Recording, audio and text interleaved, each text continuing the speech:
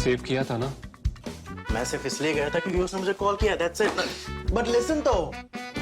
Save it for someone else. जिंदगी में save करना जरूरी है, मगर जब बात पैसों की हो, सिर्फ सेविंग से काम नहीं चलेगा। इक्विटी म्यूचुअल फंड्स में इन्वेस्ट कीजिए और अपने सेविंग्स को आगे बढ़ने का मौका दीजिए। Mutual fund investments are subject to market risks. Read all scheme-related documents carefully. Hello and welcome to Global Print. In this new year, dear viewer, we all make several resolutions, and I hope one of yours is going to be to watch Global Print every week, to read my column on the Print's website, and to watch this video. And mine, of course, is going to be that I will bring to you every week the news that the world is making. And this week, we have the Pravasi Bharatiya Convention that has just concluded in Indore. It was the 17th version. It started in 2003, and now this is the 17th time that this Pravasi Bharatiya Divas is taking place. But before all that, dear viewer, I'd like to make an appeal to you. Please do subscribe, pay just a little bit. It's very little money, rupees 159 only. Become a member, become a subscriber of The Print. It's growing very rapidly. You have lots and lots of videos and lots of offerings, both to you, both on the Print's website as well as on video. So do become a subscriber, pay that little bit amount of money, and you will have privileges as a subscriber that others don't have. Now, this week's column on the Print's website and now this video is about the Pravasi Bharatiya Divas that was just concluded. So let me start this with a very simple photograph. You had the photograph of the Divas with Prime Minister Narendra Modi in the middle, of course. On the one side, there was President Irfaan of Guyana. And on the other side, on the PM's other side, there was the president of Suriname, and his name is Pravasi Santokhi.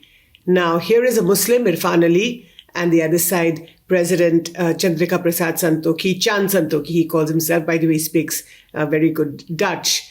But that's another story, and I will come to it. So here you have a Hindu leader on one side and a Muslim leader on the other. Now, what better way to welcome the Indian diaspora back at home? And these two leaders have reached the pinnacle of their careers in their homes in South America, Suriname and Guyana. Guyana, which was once upon a time a British colony called British Guyana, and Suriname, earlier a British colony, then later became a Dutch colony, and now is an independent country. These two tiny little countries headed by two men of Indian origin. And that's the fascinating part about this whole story, is that 150 years ago, you had hundreds and thousands of Indians, mostly from the Indo-Gangetic Plain. That is, at the time, there was, of course, no Bihar or Uttar Pradesh or anything else, but from these parts. And they were called Girmitiyas, and the word Girmitiya comes from the word agreement. So they were indentured labor who were contracted or signed an agreement with the representatives of the British Raj, of the British Empire. And these people, men, women with their families, some who abandoned their families, some who took their families with them, came down the Ganga in boats, reached Kolkata, and from there set off on the high seas to these countries across the seven seas. Nobody had ever ventured across to these nations. So you had countries like Suriname, Guyana, the West Indies. V.S. Naipaul, the very, very famous writer, Nobel laureate, is V.S. Naipaul, of course, he's no more, but his ancestors were Girmitiyas, and he writes about all these, as does Amitav Ghosh, again, a very well-known Indian writer. So here you have Irfaan Ali of Guyana and Prasad Santokhi of Suriname, whose ancestors, Girmitiyas, went to these countries to work on the plantations on sugar, mostly sugarcane plantations that the British had, they were cultivating. And 150 years later, you have these men who still remain Hindu and Muslim respectively. So Chan Santokhi, in fact, when he became president or took his oath, his vows of secrecy in 2020 when he became president, alongside the oath, he recited some Sanskrit shlokas and mantras. So Rishi Sunak, the British Prime Minister, is not the only one, dear viewer. Of course, Rishi Sunak becomes Prime Minister only last year. And perhaps he took a leaf out of President Chand Santokhi's book. And then there was Irfaan Ali of Guyana. And if you look at his Facebook page, it's very interesting because you have names like Barbara Parsod Tiwari, Poonam Ramnarine, Rudolf Balkaran. Now, clearly, Parsod Tiwari is a corruption of the word or the name Prashad Tiwari. Tiwari remains the same.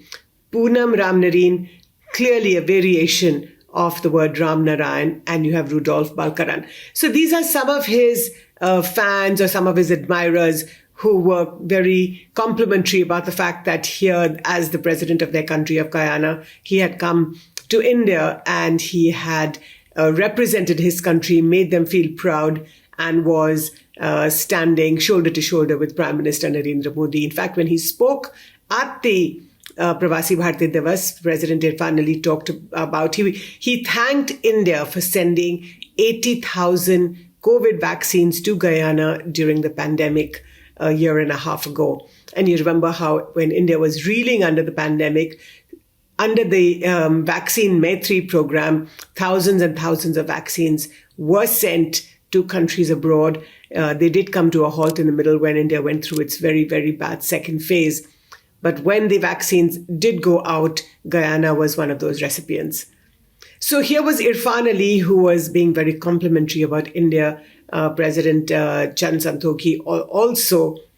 And let me then draw you to some other compliments that think tanks and other people have been making about India. And remember that 2022, the whole of last year has been a very difficult year because of the war in Ukraine.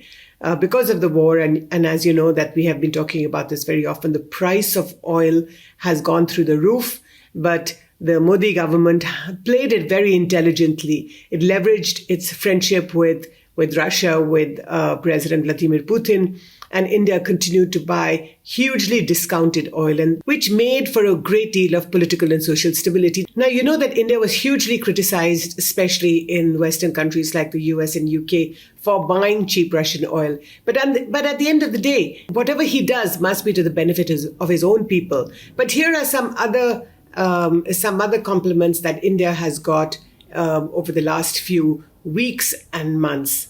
The Economist, not one for praising the Prime Minister, said back in November that 2023 would tip India to becoming the world's fastest growing economy, with growth rates touching 7%. And one of the reasons, of course, is this cheap Russian oil that India has leveraged. While Europe, which has gone through a dismal period, in fact, people are now shutting down their heat, and Europe, as you can imagine, gets really, really cold. But if you don't have the oil, hey, what can you do about that? You have to conserve it. Then there is the IMF chief economist Pierre-Olivier Gourinchas, who described India as a bright light in a grey world, and a British think tank, Centre for Economics and Business Research, which said that India will become the world's third largest economy in 2036. Now, of course, there are caveats to all these pronouncements, which is that, and all these, whether it's the Economist or the Centre for Economics and Business Research, talk about Prime Minister Narendra Modi's majoritarian ideology or his politics. And with that, they mean that Prime Minister Modi is projecting Hindutva and measuring his governance in that paradigm. But something is also clearly changing. So if you noticed a couple of days ago when the riots in Brasilia, and this happened a few days ago when the former president Jair Bolsonaro lost the elections to President Lula, and there were hundreds and thousands of supporters of Bolsonaro that sort of invaded state-run institutions, official buildings, shall we say. And what was quite interesting was that Prime Minister Modi tweeted about it.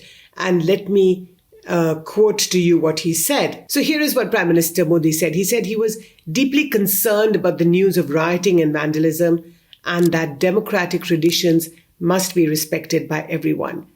Now, the reason why this is so interesting and why this is so different from what has happened in the past is because India is very, very careful, very cautious, and studiously refrains from commenting about the internal affairs of another country. In fact, if you ask India's spokespersons about what's happening in any other country, they always say that we are not going to do that, except Pakistan, of course, but that's a different matter.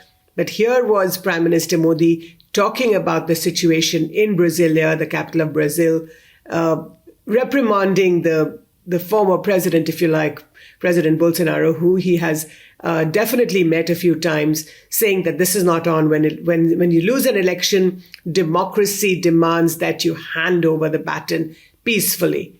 Now, the only other time that Prime Minister Modi has tweeted about the internal affairs of another country was when Donald Trump lost the election 3 years ago.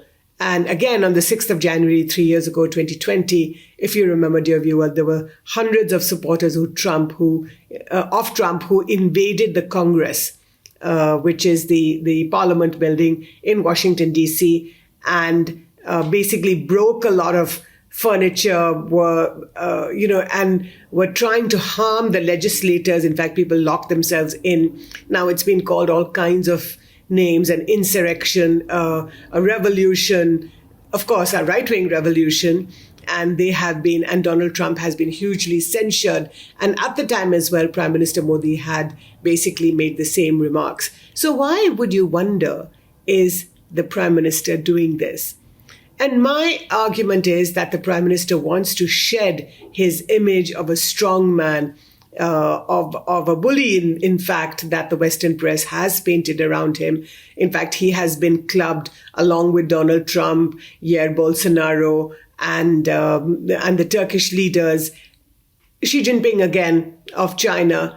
But here is Prime Minister Modi saying very clearly that when you lose an election, you've lost and you have to hand over your charge peacefully. Similar messages to Trump and to Bolsonaro. So basically what Modi is trying to do is that he's saying that, listen, I am different. I'm a peaceful Democrat, and there's no question democracy runs in my blood. So this message that he's trying to send the world, and there's no question that at the Pravasi Bharatiya Divas, you have a Muslim leader, Irfaan of Guyana, on the one side, and Santokhi, a Hindu leader, the president of Suriname, on the other. So the Prime Minister making the point that not only is he the Prime Minister of all Indians, but also that India will do everything in its power to remain connected with the Indian diaspora abroad. Now, the image of the Indian diaspora, of course, is also very different here. I described to you in detail about the Girmitiyas, indentured labor who went 150 years ago across the high seas. Much more recently, about 50 odd years ago, Indians started emigrating primarily to Western nations, especially the UK and the US. And I'm going to spend a couple of minutes on the India-US community, or the Indian American community, which is a role model for any immigrant community anywhere in the world. Their good behavior, their model conduct, their ability to work really hard, to keep their head down, to stay out of the limelight, and all because they wanted to belong, to do well, and to achieve excellence in their new and adopted home. And that has been a remarkable story, very often not really understood here at home in India.